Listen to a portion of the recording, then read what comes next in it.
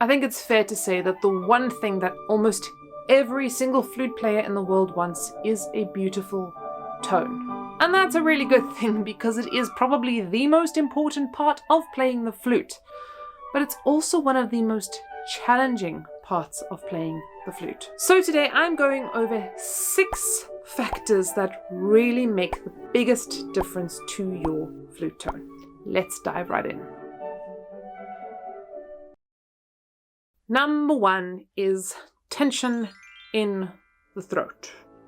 This is so huge and really gets in the way of so many players out there, and we need to learn to release this tension. I have a couple of tips for this, but my best tip that I'm going to give you guys today is singing and playing.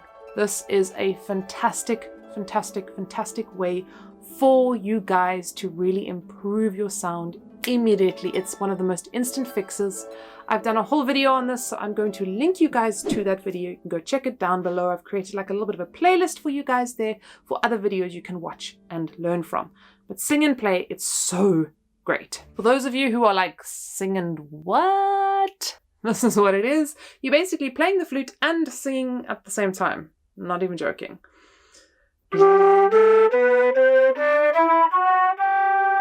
It helps to open up the throat. It kind of teaches the throat to function independently of what the lips are doing. And this is a really good thing. And usually when people sing and play,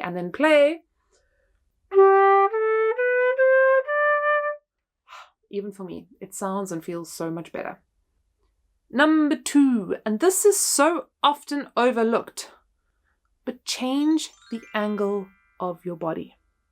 So often I see flute players that stand with the flute and the shoulders kind of parallel to each other like this. And this kind of closes off the breathing system, closes off the airways, and creates kind of a tight, constricted sound and body actually. You won't know how good this feels until you try it. So for those of you who have been playing like this may be an aha moment for you. But basically, you don't want the flute to be parallel to your shoulder. You want the flute to be at a sort of 45-degree angle to your shoulder, so that your head instead is gently pivoting over, and that the flute is actually pointing in the same direction as your feet almost.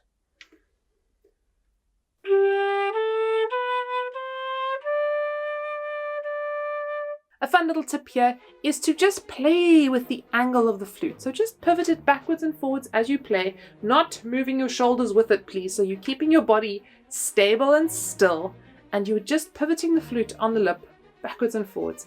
And just hear what happens, experience what happens. The next really big reason why so many players are not getting a good sound is because of a tight embouchure. The embouchure is kind of pulling back here and kind of pushing against the teeth. And here's the tip that I have for this. Instead of thinking about those lips kind of pulling against the teeth, we're actually going to think about those lips moving away from the front teeth so that there is space between your lips and your teeth. And for some people, this is kind of like almost like pouting or kissing a little bit.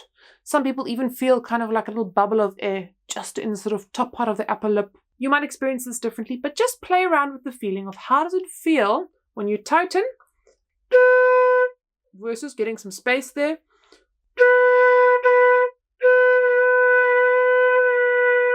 This is a fabulous way to play octaves, to play dynamics. It's just, you get so much more control. So move the lips away from the front teeth. A really great little way to improve your sound almost immediately for many of us is to think about blowing down towards your left elbow. Very often we're actually blowing the air too over the flute, especially in the high registers. So instead of thinking of blowing over the instrument, you're going to think about blowing down to that left elbow.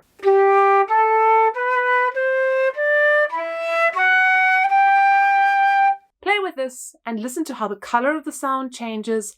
Again, especially in the high register, it's so great. Very often people have got the right angle, they're blowing down nicely, but they are rolled in too much. So if you roll in your flute too much, you're going to get this kind of a sound.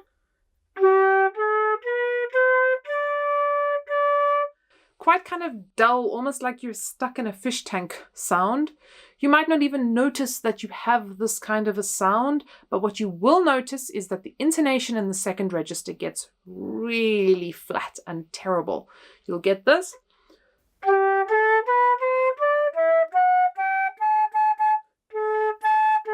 This is often a clear sign that you are rolling in too much.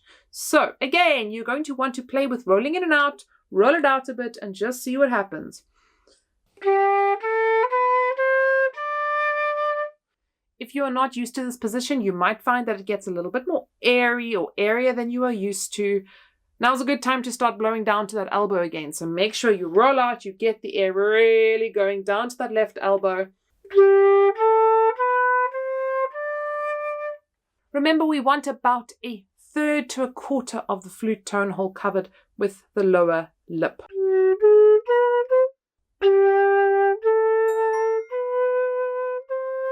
Probably the number one biggest factor in flute tone is your breathing and your support.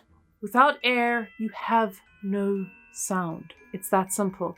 And without support, you have no good sound. We have to have really good breathing and support. And the most important point on this is that you're breathing by expanding your body, expanding your abdomen instead of kind of sucking in your belly as you breathe in. I have done like the world's longest video. That's not true. But I have done a really long video on breathing and support, which I'm going to encourage you guys to go and watch. This is so important. Listen to what happens if I play without good support or without good breath.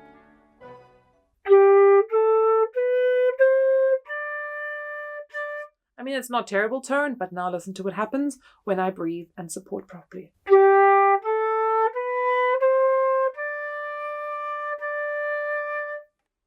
It's kind of like night and day to me.